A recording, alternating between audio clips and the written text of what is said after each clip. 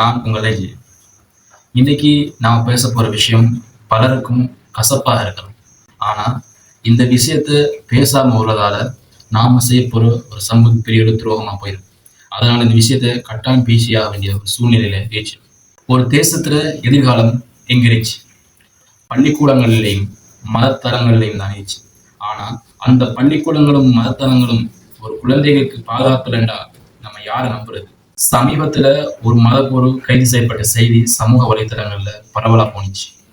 இங்க நம்ம பேச போற விஷயம் ஒரு தனிநபரை பத்தி அல்ல, மாறாக ஆன்மீகத்துல போர்வைக்குள்ள ஒளிஞ்சிருக்கிற அத்துமீறல்கள் மற்றும் பாதுகாக்கப்பட வேண்டிய குழந்தைகளோட மௌனம். இதை பத்தி தான் நம்ம பேச போறோம்.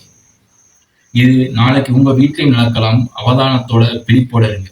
சமீபத்திய செய்திகளின்படி ஒரு குழந்தைக்கு அநீதி இழைக்கப்பட்ட விஷயம் தொடர்பாக ஒரு மதகுரு கைது செய்யப்பட்டிருக்கார்.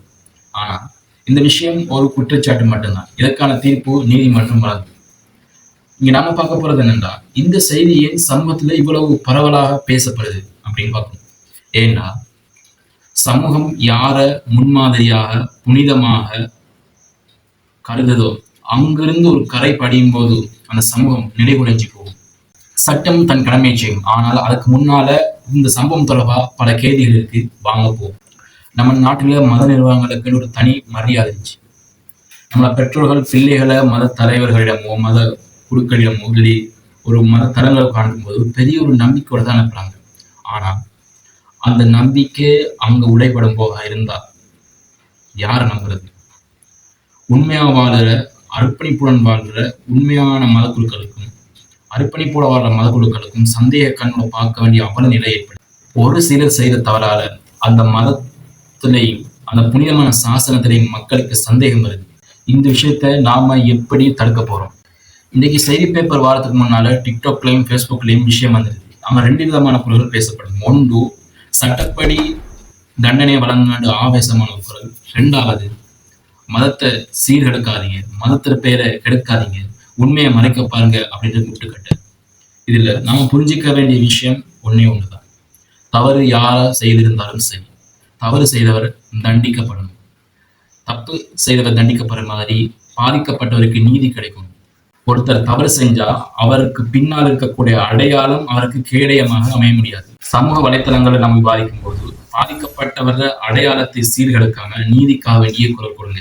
இலங்கை சட்டத்தின்படி சிறுவர்களுக்கான வன்கொடுமை சட்டத்தை எடுத்து பார்த்தா ஜாமீன்ல கூட வெளிவர முடியாத அளவுக்கு கஷ்டமான ஒரு சட்டம்.